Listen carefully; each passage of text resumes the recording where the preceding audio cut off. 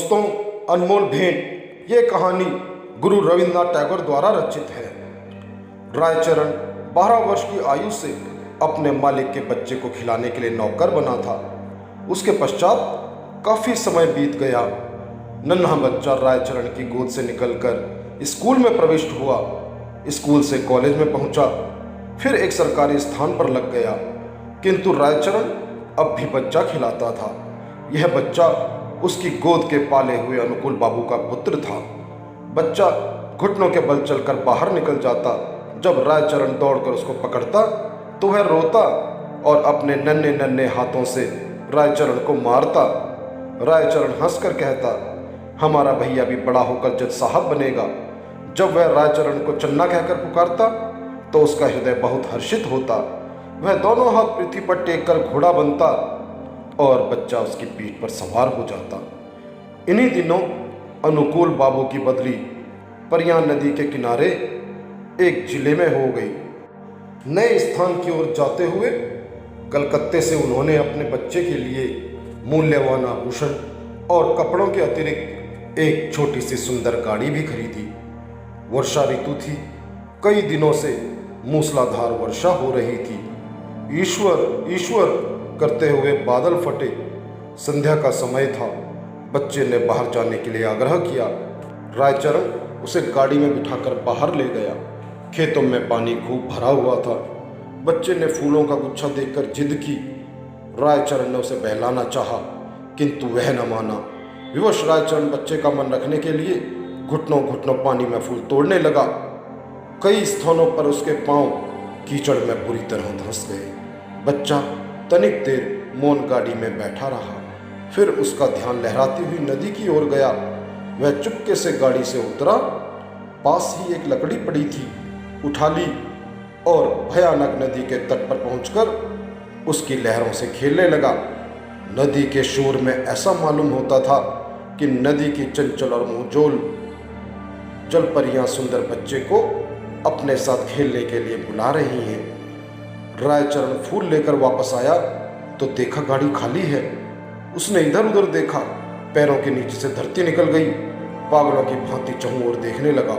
वह बार बार बच्चे का नाम लेकर पुकारता था, लेकिन उत्तर में चन्ना की मधुर ध्वनि न आती थी। चारों ओर अंधेरा छा गया। बच्चे की माता को चिंता होने लगी। उसने चारों ओर आदमी दौड़ाए।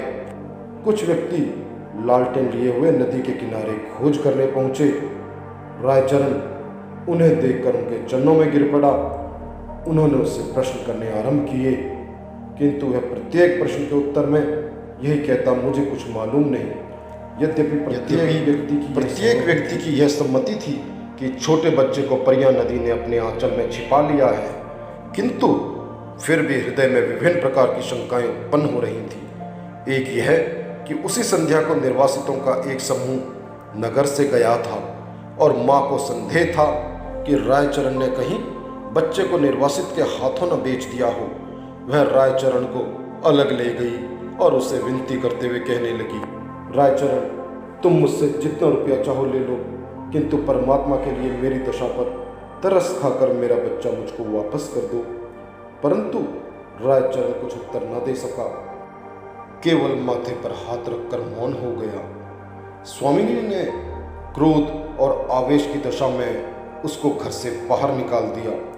अनुकूल बाबू ने पत्नी को बहुत समझाया, किंतु माता के हृदय से शंकाएं दूर न हुई। वह बराबर यही कहती रही कि मेरा बच्चा सोने के आभूषण पहने हुए था, अवश्य इसने।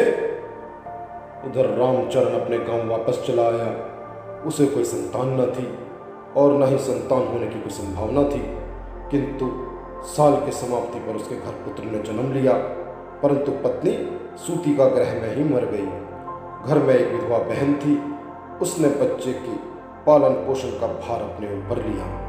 जब बच्चा घुटनों के बल चलने लगा, वह घर वालों की नज़र बचाकर बाहर निकल जाता। रायचरण जब उसे दौड़कर पकड़ता तो वह चंचलता से उसको मारता। उस समय रायचरण के नेत्रों के सामने अपने उस नन्हे माली की सूरत फिर जाती जो परियां नदी की लहरों में लुप्त हो गया था। बच्चे की जबान खुली तो वह बाप हुआ। और बुआ को मामा इस ढंग से कहता था जिस ढंग से रायचरण का नन्हा मालिक बोलता था। रायचरण उसकी आवाज़ से चौंक उठता। उसे पूर्ण विश्वास था कि उसके मालिक ने उसके घर में जन्म लिया है। इस विचार को निर्धारित करने के लिए उसके पास 3 प्रमाण थे। एक तो यह है कि वह नन्हे मालिक की मृत्यु के थोड़े ही समय पश्चात उत्पन्न हुआ। दूसरे यह कि उसकी पत्नी वृद्ध हो गई थी और संतान उत्पत्ति की कोई आशा न थी। तीसरे यह कि बच्चे के बोलने का ढंग और उसकी संपूर्ण भावभंगिमाएं नन्हे मालिक से मिलती जुलती थी। वह हर समय बच्चे की देखभाल में संलग्न रहता। उसे भय था कि उसका नन्हा मालिक फिर कहीं गायब न हो जाए। वह बच्चे के लिए एक गाड़ी लाया और अपनी पत्नी के आभूषण बेचकर बच्चे के लिए आभूषण बनवा दिए। वह उसे गाड़ी में बिठाकर प्रतिदिन वायु सेवन के लिए बाहर ले जाता था। धीरे धीरे दिन बीतते गए और बच्चा सयाना हो गया, परंतु इस लाड चाव में वह बहुत बिगड़ गया था। किसी से सीधे मुंह बात न करता। गांव के लड़के उसे लाड साहब कहकर छेड़ते। जब लड़का शिक्षा योग्य हुआ तो रायचरण अपनी छोटी सी जमीन बेचकर कलकत्ता आ गया। उसने दौड़ धूप करके नौकरी खोजी और फलन को स्कूल में दाखिल करवा दिया। उसको पूर्ण विश्वास था कि बड़ा होकर फलन अवश्य जज बनेगा। होते होते अब फलन की आयु 12 वर्ष हो गई। अब वह खूब पढ़ लिख सकता था। उसका स्वास्थ्य अच्छा और सूरत शक्ल भी अच्छी थी। उसको बनाव श्रृंगार की भी बड़ी चिंता रहती थी। जब देखो दर्पण हाथ में लिए बाल बना रहा है। वह अपव्ययी भी बहुत था। पिता की सारी आय व्यर्थ की विलास सामग्री में व्यय कर देता। रायचरण उससे प्रेम तो पिता की भांति करता था, किंतु प्राय उसका बर्ताव उस लड़के से ऐसा ही था जैसा मालिक के साथ नौकर का होता है। उसका फलन भी उसे पिता न समझता था। दूसरी बात यह थी कि रायचरण स्वयं को फलन का पिता प्रकट भी न करता था। छात्रावास के विद्यार्थी रायचरण के गंवारपन का उपहास करते और फलन भी उन्हीं के साथ सम्मिलित हो जाता। रायचरण ने जमीन बेचकर जो कुछ रुपया प्राप्त किया था वह अब लगभग सारा समाप्त हो चुका था। उसका साधारण वेतन फलन के खर्चों के लिए कम था। वह प्राय अपने पिता से जेब खर्च और विलास की सामग्री तथा अच्छे अच्छे वस्त्रों के लिए झगड़ता रहता था। आखिर एक युक्ति रायचरण के मस्तिष्क में आई। उसने नौकरी छोड़ दी और उसके पास जो कुछ शेष रुपया था फलन को सौंपकर बोला, फलन, मैं एक आवश्यक कार्य से गांव जा रहा हूँ, बहुत जल्द वापस आ जाऊंगा। तुम किसी बात से घबराना नहीं। रायचरण सीधा उस स्थान पर पहुंचा जहां अनुकूल बाबू जज के ओहदे पर लगे हुए थे। उनके और कोई दूसरी संतान न थी। इस कारण उनकी पत्नी हर समय चिंतित रहती थी।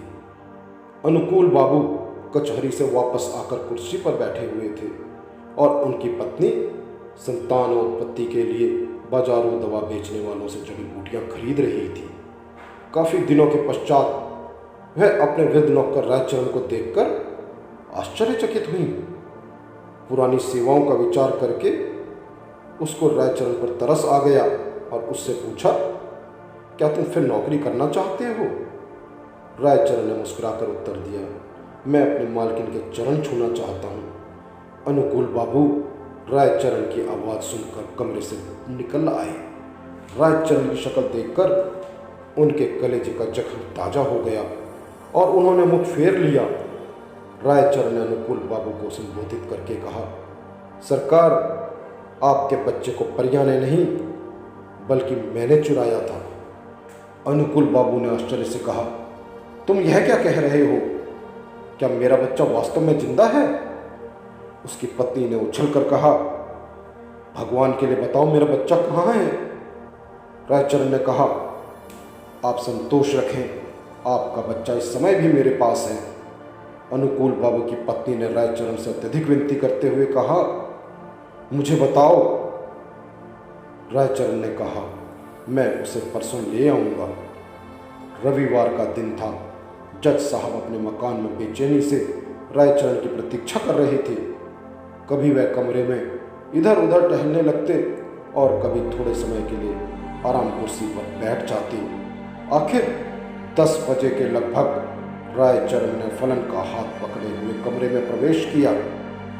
अनुकूल बाबू की घरवाली फलन को देखते ही दीवानों की भांति उसकी ओर लपकी और उसे बड़े जोर से गले लगा लिया। उनके नेत्रों से आंसुओं का समुद्र उमड़ पड़ा। कभी वह उसको प्यार करती, कभी आश्चर्य से उसकी सूरत तकने लग जाती। फलन सुंदर था और उसके कपड़े भी अच्छे थे। अनुकूल बाबू के हृदय में भी पुत्र प्रेम का आवेश उत्पन्न हुआ, किंतु जरा सी देर के बाद उनके पितृ प्रेम का स्थान कानून भावना ने ले लिया और उन्होंने रायचरण से पूछा, भला इसका प्रमाण क्या है कि यह बच्चा मेरा है? रायचरण ने उत्तर दिया, इसका उत्तर मैं क्या दूं सरकार। इस बात का ज्ञान तो परमात्मा के सिवाय और किसी को नहीं हो सकता कि मैंने ही आपका बच्चा चुराया था। जब अनुकूल बाबू ने देखा कि उनकी पत्नी फलन को कलेजे से लगाए हुए है तो प्रमाण मांगना व्यर्थ है। इसके अतिरिक्त उन्हें ध्यान आया कि इस गंवार को ऐसा सुंदर बच्चा कहाँ मिल सकता था और झूठ बोलने से क्या लाभ हो सकता है। सहसा उन्हें अपने वृद्ध नौकर की बेध्यानी याद आ गई और कानूनी मुद्रा में बोले, रायचरण अब तुम यहाँ नहीं रह सकते।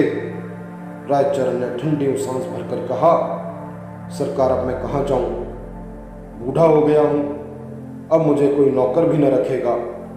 भगवान के लिए अपने द्वार पर पड़ा रहने दीजिए। अनुकूल बाबू की पत्नी बोली, रहने दो, हमारा क्या नुकसान है, हमारा बच्चा भी इसे देखकर प्रसन्न रहेगा। किंतु अनुकूल बाबू की कानूनी नस भड़की हुई थी। उन्होंने उत्तर दिया, नहीं, इसका अपराध बिल्कुल क्षमा नहीं किया जा सकता। रायचरण ने अनुकूल बाबू के पांव पकड़ते हुए कहा, सरकार मुझे न निकालिए, मैंने आपका बच्चा नहीं चुराया था बल्कि परमात्मा ने चुराया था। अनुकूल बाबू को गंवार की इस बात पर और भी अधिक क्रोध आ गया। बोले, नहीं, अब मैं तुम पर विश्वास नहीं कर सकता, तुमने मेरे साथ कितनी निर्घृणता की है। रायचरण ने फिर कहा, सरकार मेरा कुछ अपराध नहीं। अनुकूल बाबू तियोरियों पर बल डालकर कहने लगे, तो फिर किसका अपराध है? रायचरण ने उत्तर दिया, मेरे भाग्य का। परंतु शिक्षित व्यक्ति भाग्य का अस्तित्व स्वीकार नहीं कर सकता। फलन को जब मालूम हुआ कि वह वास्तव में धनी व्यक्ति का पुत्र है तो उससे भी रायचरण की चेष्टा पर क्रोध आया कि उसने इतने दिन तक क्यों उसे कष्ट में रखा। फिर रायचरण को देखकर उसे दया भी आ गई और उसने अनुकूल बाबू से कहा, पिताजी इसको क्षमा कर दीजिए, यदि आप इसको अपने साथ नहीं रखना चाहते तो इसको थोड़ी पेंशन कर दें। इतना सुनने के बाद रामचरण अपने बेटे को अंतिम बार देखकर अनुकूल बाबू की कोठी से निकलकर चुपचाप कहीं चला गया। महीना समाप्त होने पर अनुकूल बाबू ने रायचरण के घर कुछ रुपया भेजा, किंतु मनी ऑर्डर वापस आ गया क्योंकि गांव में अब इस नाम का कोई व्यक्ति न था। धन्यवाद दोस्तों।